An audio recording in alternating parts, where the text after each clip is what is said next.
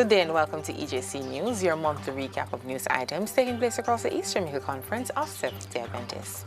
I'm Flavia Phillips Lawrence. In the news, pastors sensitized about restorative justice, curtains close on 2017 conventions, and NCU president speaks for the first time in Ejc.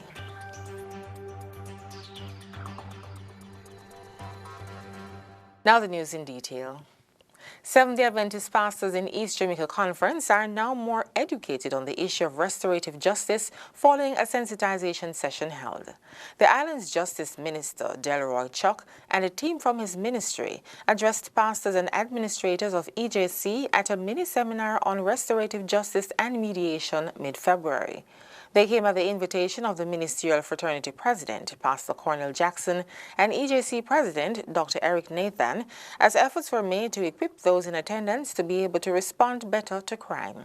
Commendations were forthcoming from the minister about the work that the Adventist Church is doing in the country of Jamaica.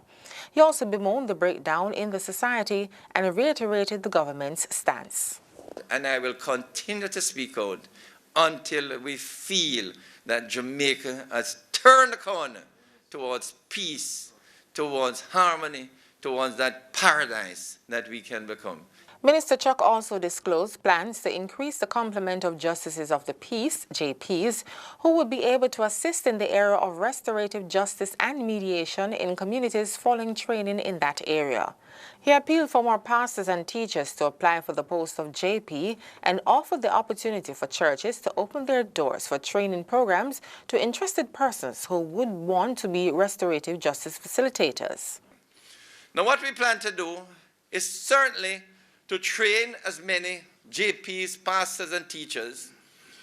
But I would be very happy if in your church, if you can instill members who want to learn and have the facility of restorative justice.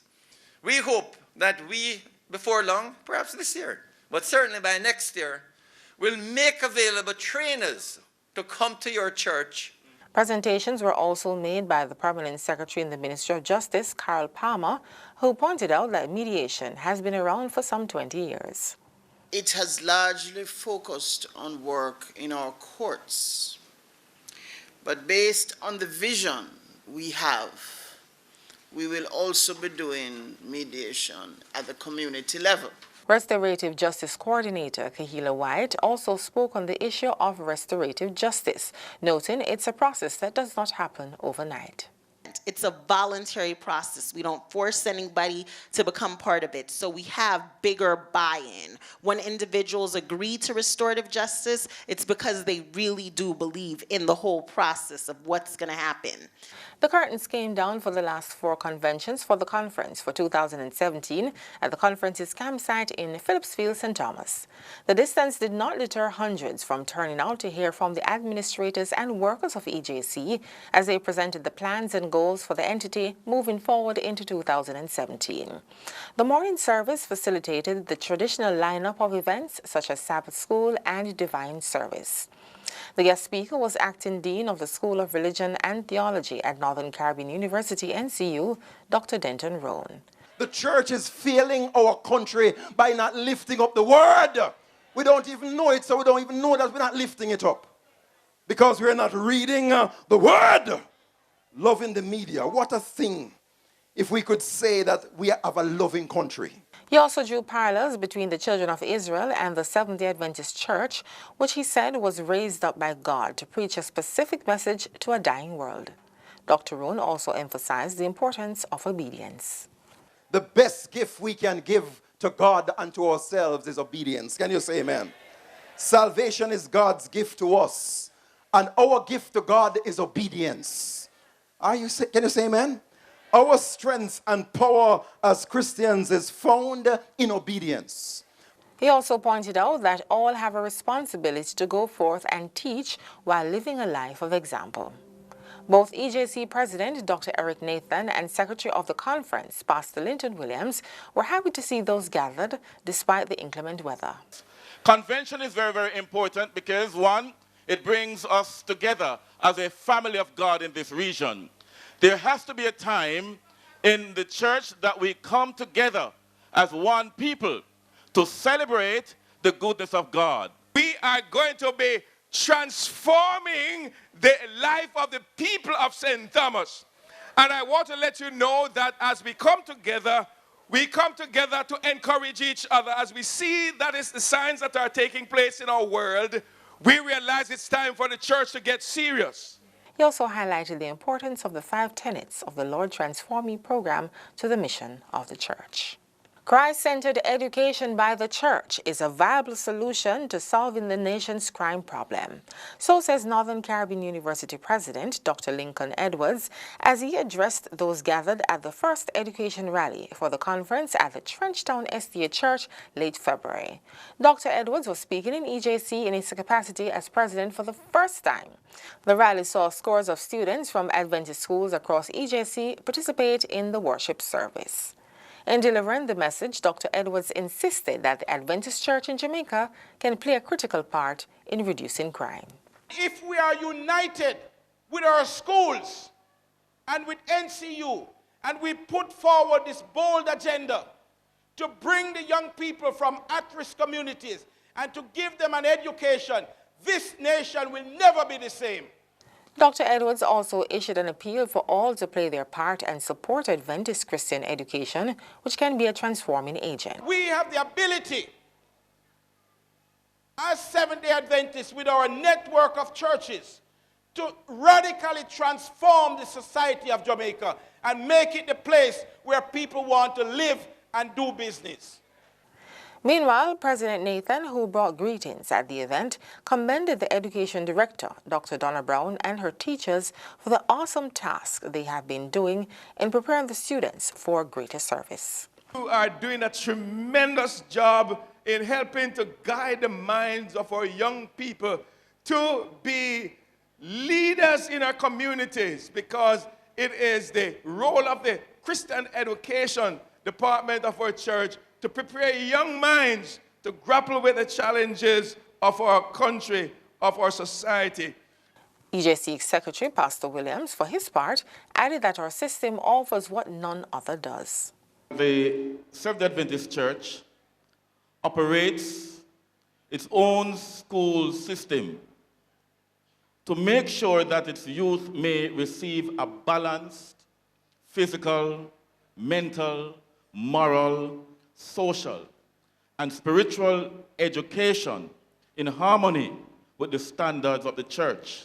Education Director Dr. Donna Brown also highlighted the work of education stakeholders and also proudly announced the awarding of a scholarship to 5-year-old Dakara Williams of the Trenchtown Basic School with a scholarship to attend the Kingsway Preparatory School.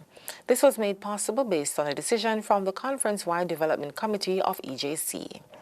The scholarship was presented to Dakari's mother by the chairman of the committee, Elder Desmond Young. On behalf of the East Jamaica Conference-wide Development Committee, I think maybe I should present it to Mom, and later on she can explain everything to him. Congratulations. This is just a token of our commitment, to Christian education, so that when the conference speaks, it's not just talking, we're talking, but you see the actions and you see the commitment. The scholarship will take effect in September 2017 for this little boy who led his mother to Christ at such a tender age. I was told that this mother, when her son was asked to get baptized, he said, no, I can't get baptized because mommy maybe don't want me to go to heaven. When mommy heard, Mrs. Help me, it touched her heart. And Pastor Nathan, you talk about connect and share. Yes. She connected and she shared with her son's joy and faith. He, coming from a non-Adventist home to an Adventist school, was able to witness to his mother, and today his mother is a baptized Seventh-day Adventist. Dakari was the winner of the Junior Bible Bowl Awards at EJC last year. Still on education, 24 of the top performing students of the Kingsway Preparatory and High School were recognized for their outstanding academic performance during the 2015-2016 school year at a special breakfast at the Jamaica Conference Center. The 24 included 17 students from the prep school and 7 from the high school. These students achieved grade point average scores in excess of 3.5. Their accomplishments were lauded by Chairman of the school board, Dr. Nathan. School principal, Mr. Jaron Whiteley, complimented the students on their hard work. We have students that we want to motivate and we want to show appreciation to them. So we have this annual Scholars Breakfast, which is to show the students who have worked very hard some appreciation and to push the others who may not be at their best to do much better than they're currently doing. The guest speaker was former principal of that institution and current director of Women, Children and Adolescent Ministries at EJC, Elder Claudette Chinas. As you strive for academic attainment, you are also to show attitude of thankfulness to the people who have to see about your growth. Your parents very often are left out of a simple thank you, mommy or daddy or auntie. Without you, I could not do it. The students were each given a reading book by the school. Meanwhile, students of the Hagley Park Prep School went all out for their Career Day Expo as they donned outfits depicting various professions. The day was held as a means of stimulating the career interest of children. School principal Dr. Pauline Gale-Bittin was pleased with how the activities played out for the event as students were given the opportunity to hear from persons in the different career fields. Students were also taken on career tours at different organizations such as the EJC headquarters to observe persons functioning in the workplace.